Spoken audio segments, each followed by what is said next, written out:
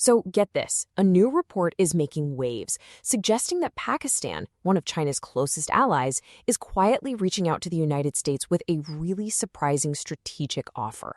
We're diving deep into this story, which honestly could signal the start of a whole new great game in the Indian Ocean.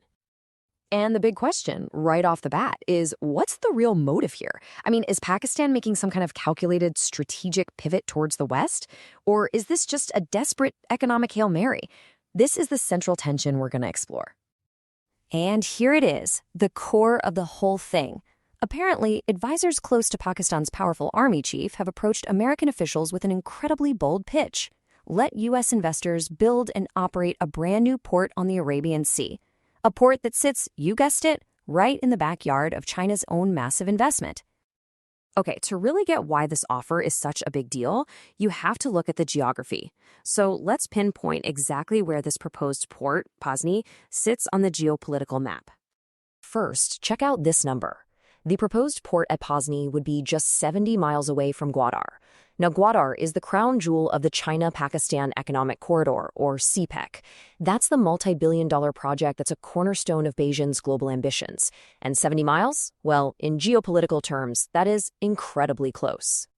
And then there's this. Pasni is also only about 100 miles from the Iranian border. So what this means is you could have an American footprint at the crossroads of some intense regional rivalries, directly influencing sea lanes, all the way from the Persian Gulf to East Africa.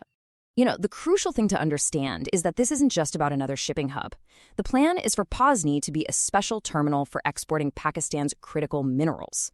We're talking about things like lithium, copper, and rare earths, resources that are absolutely vital for all of our modern technology and global supply chains. So, that brings us to the timing. Why on earth is Pakistan making this incredibly bold offer right now? And the answer really comes down to the immense pressure the country is under. Right, so let's unpack what's driving this. The country's economy is under severe strain, with just crippling inflation and dangerously low foreign reserves. You see, the big economic boom that was promised from all these Chinese-led projects, it hasn't really materialized for the average person. So this offer is a direct play to attract U.S. investment, for sure. But it's also a smart geopolitical move to balance China's overwhelming influence and show the world, and maybe even Beijing, that Pakistan has other options. Of course, this is a two-way street, right? So how does this whole offer look from Washington's perspective? The U.S. has its own set of very complex calculations to make. On the surface, you can see why the offer is so tempting. I mean, after the messy withdrawal from Afghanistan, the idea of having a stable port facility near all these critical choke points without having to directly deal with Iran or openly compete with India's projects, that has to be very appealing. But it's just not that simple, not even close. That potential upside comes with a whole host of really significant geopolitical risks for the United States. And here are the major hesitations. First, accepting this would be a direct poke in the eye to China. No way around that. It could also really upset the delicate regional balance with India, which is a key U.S. partner. It would definitely invite suspicion from Iran right next door, and, at a fundamental level, it would mean creating a major new American footprint in a volatile region they just tried to step back from. Which leads us, inevitably, to the dragon in the room.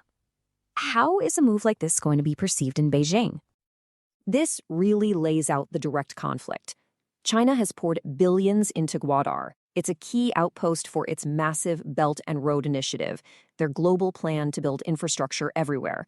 A competing American port just down the coast isn't just a business competitor, it is a direct challenge to one of China's most prized strategic assets. Yeah, to put it bluntly, a move like this is almost certain to be seen as a major geopolitical provocation by Beijing. It could trigger immense pressure on Islamabad, forcing Pakistan into this impossible juggling act between two superpowers who, let's be honest, do not like to share. And look, this isn't just about the US, Pakistan, and China. A new port at Pasni is going to send ripples across the entire Arabian Sea chessboard, and it's going to affect every single major player in the region. So let's break this down a bit. For India, which is already developing a port in Iran to counter China, a U.S.-linked port in Pakistan creates a whole new, really complex strategic headache on its western flank. For Iran, well, it means an increased American presence right on its border, which they won't love. And for Gulf states like Saudi Arabia and the UAE, it could actually open up new trade routes that bypass Iran entirely. So when you put all of these pieces together, what does it actually mean for Pakistan? Well, this offer is nothing short of a massive high-stakes gamble for its future. And the outcome could really go one of two ways. If this gamble succeeds, Pakistan could gain billions in vital infrastructure and, maybe more importantly, a huge amount of strategic leverage. But if it fails, Islamabad risks permanently angering its most powerful backer in Beijing and just deepening its cycle of dependency on foreign powers. Which brings us right back to our original question, the one that diplomats from Washington to Beijing are asking right now. Is this Pasni port proposal a masterstroke of diplomacy that's going to reshape the region in Pakistan's favor, or is it a critical miscalculation that could backfire spectacularly? The answer is going to define the next chapter of this great game.